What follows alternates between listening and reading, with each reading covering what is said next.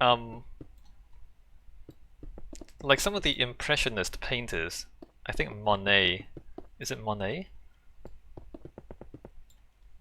People have hypothesized that he actually had some condition with his eyes, where he like saw colors differently. Like he really saw the world as a whole bunch of smudges, which led to very interesting artwork. But that like it was because like his eyes didn't really see clearly or as clearly as other people. And so Impressionism is like it looks like a bunch of smudges, a bunch of colorful smudges.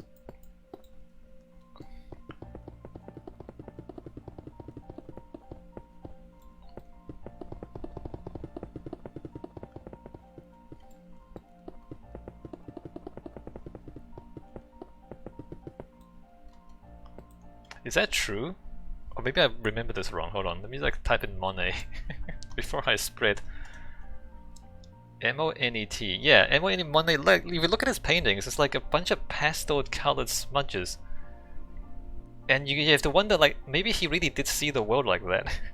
Maybe it's not just like an artistic interpretation. Maybe he really did see the world like that. Claude Monet.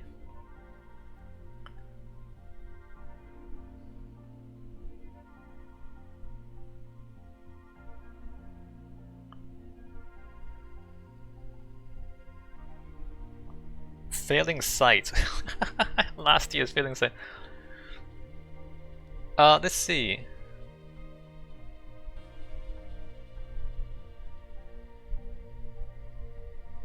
Yeah, no, he had cataracts in his eyes.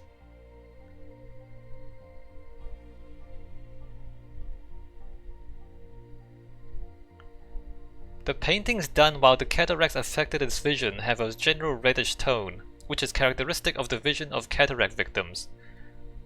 It may also be that after surgery he was able to see certain ultraviolet wavelengths of light that are normally excluded by the lens of the eye. This may have had an effect on the colors he's perceived. Like he had cataracts in his eyes, and then so before the operation everything was like brown, and then afterwards everything was like purple. Because he saw colors differently, because he had eye problems. So like, he was cheating at art in real life. I mean, yeah, like sometimes like an artist would like draw things, and like you think, oh, that's a very interesting interpretation. It might not actually be an interpretation. It might actually be what they're seeing. If like there's something going on with their eyesight.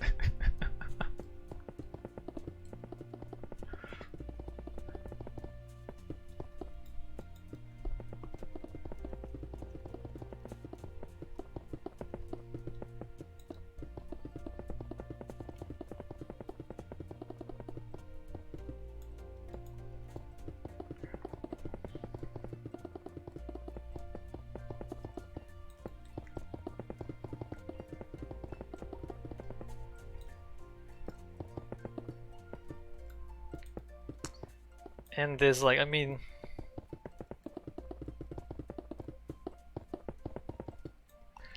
the thing with architecture is that it's a combination of engineering and art, right? Which are two very different things. Like to make a building stand up, you need to be a good engineer. But also to make it like look good, to make it artistic, you have to be an artist.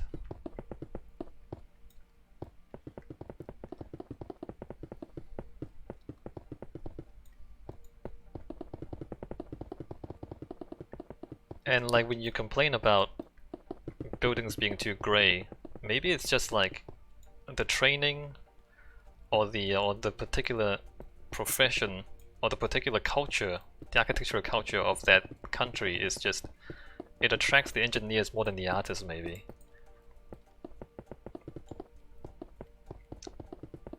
And so like they don't have as much color training as they do with like structural engineering training.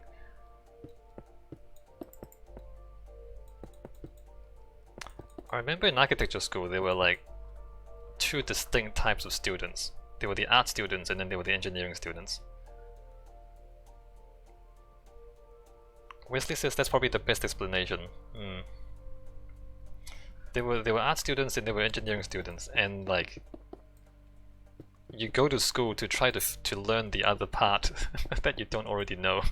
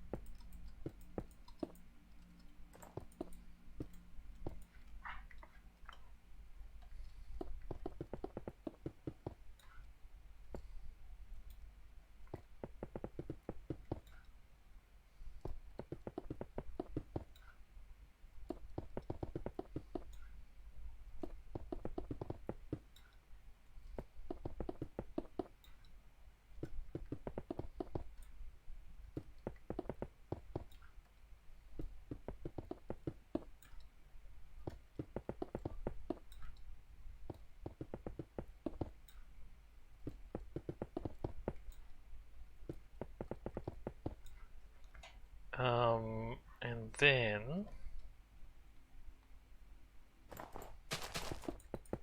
Oops, wrong one.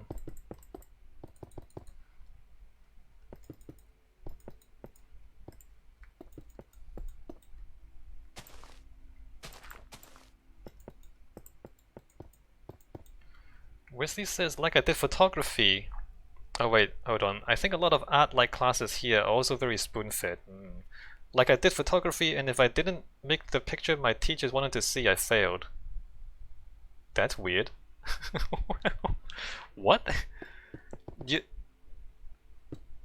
So they prescribed what pictures you were to take? I mean, I can see the value in doing some of that, right? Like if you're like teaching a specific technique. But also you also need to teach creativity, don't you? Like why would you... Don't you need both? Like you need technique and you also need creativity, don't you?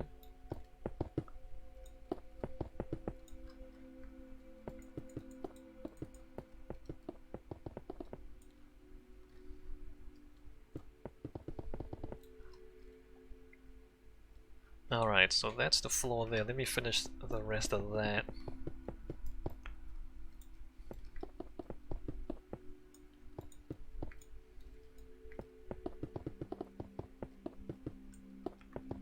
Wesley says, yeah, but they really let their personal preferences decide.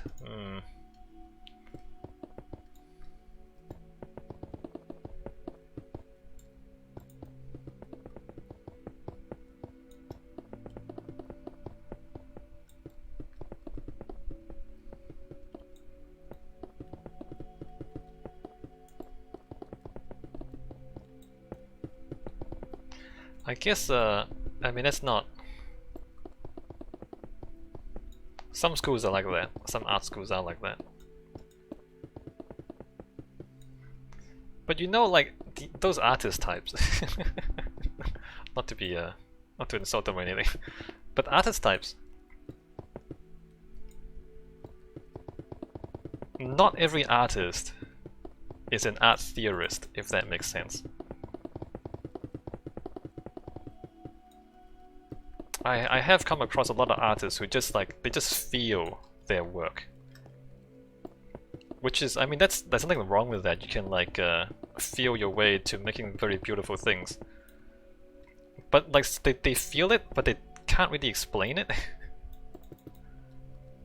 And so I guess with those, with that particular approach of art,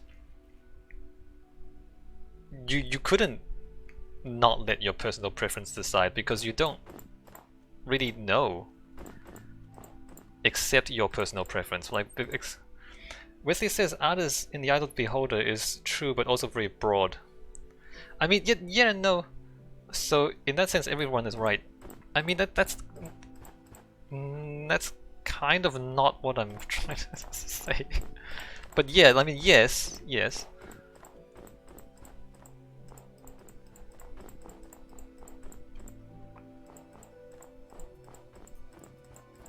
I mean, most humans, I mean, everyone's different, but everyone's also kind of similar.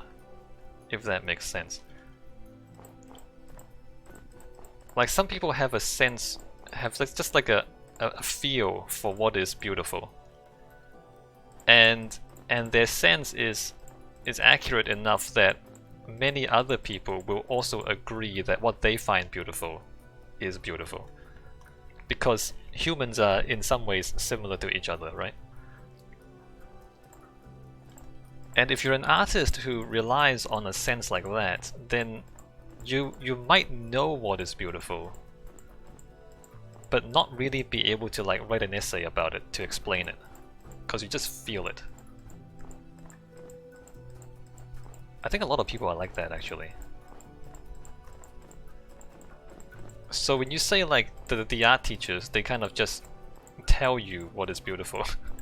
And if you don't do what they tell you to do, then they don't think it's beautiful. Maybe they're right, but maybe they don't know how to explain it.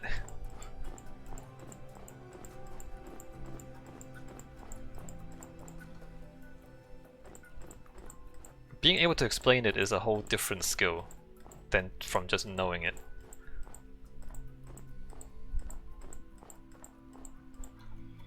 Alright, so we have a foundation and floor. Wesley says, I mean, I know in the sense that they are right. Yeah.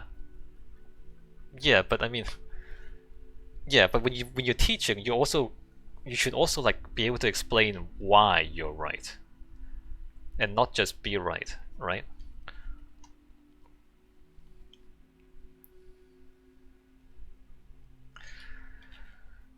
Alright, so how does the rest of this go? Wesley says, but they weren't open to other points of view.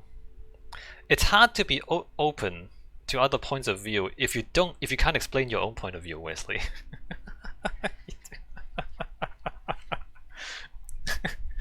Like I mean, like what I'm talking about is like the ability to explain your point of view.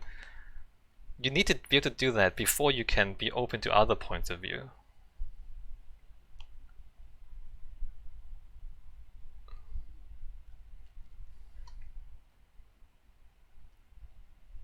Like imagine if you know how to make something work, but you don't know why it works. You just know it works, and somebody tells you to do something different. It's very hard for you to process what they're telling you because you don't know why it works. You just know that it does.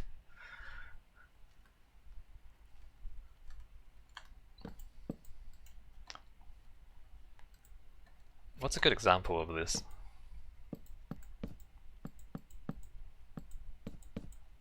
I guess like traditional Chinese medicine, if you're familiar at all, or like any sort of traditional medicine,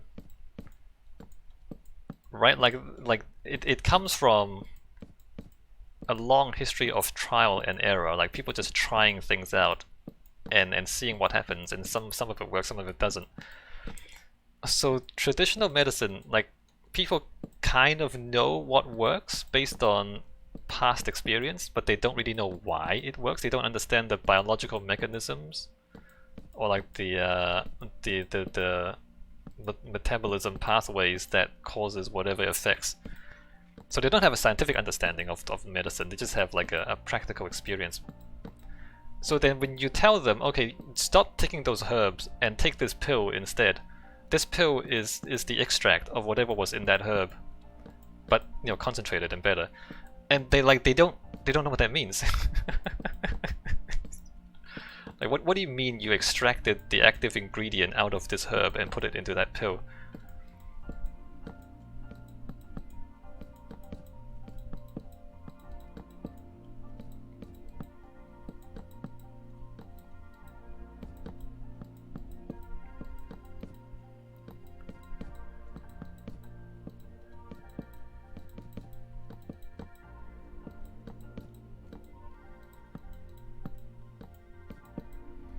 Wesley says, yeah, that does kind of explain how it felt. Yeah.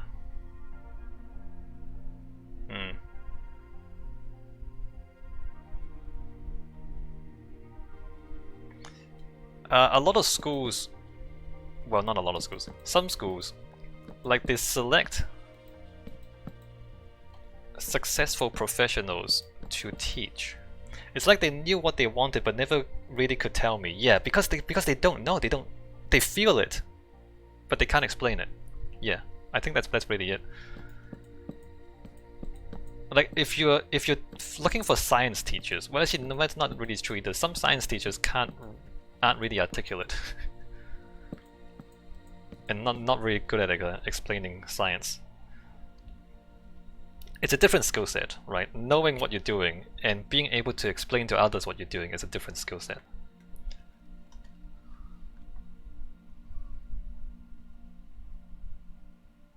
Ooh.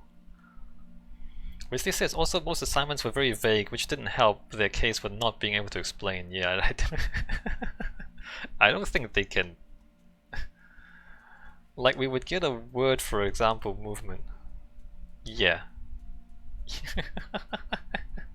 And we had to figure out what to do. Yeah.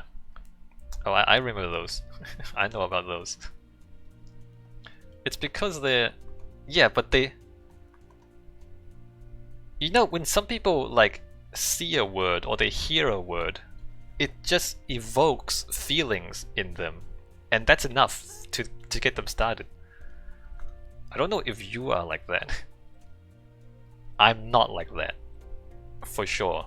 So I wouldn't... Maybe I'd be able to like think through what they're trying to do. I know some people like they hear a word and they feel things. But I'm not like that. I hear words, I don't feel anything. so I would have trouble with teachers like that, probably. Wesley says, I think I was lacking that part too. Yeah. I mean, not everyone has it, right? I mean, not everyone's an artist. Some people have it.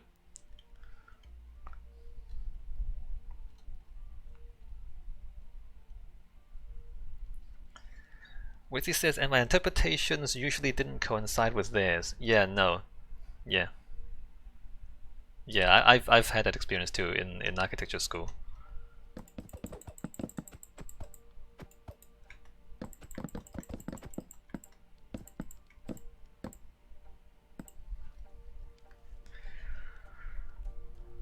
Alright, so what happens with the rest of this?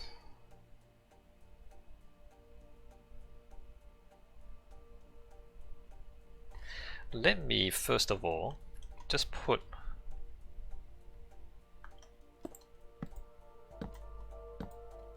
three.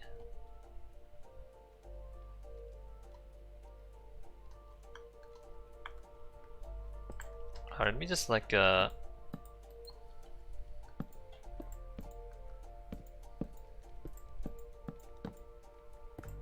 maybe like 4.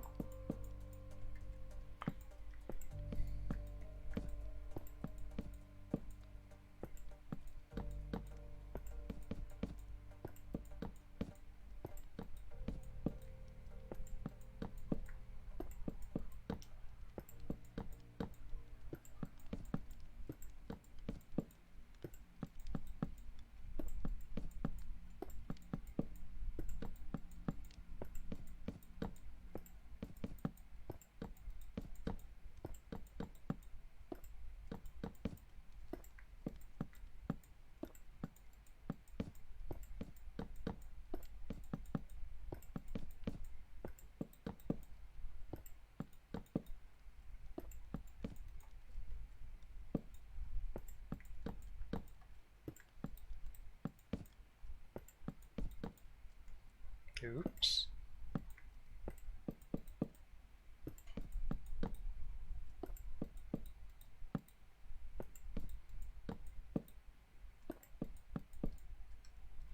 Alright, so the plan is, or the idea is, a bunch of glow sticks, a bunch of light tubes, holding up a layer of glass as the roof, and then more light tubes.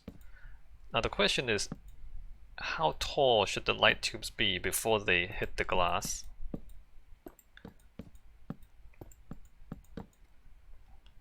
And then like, how much more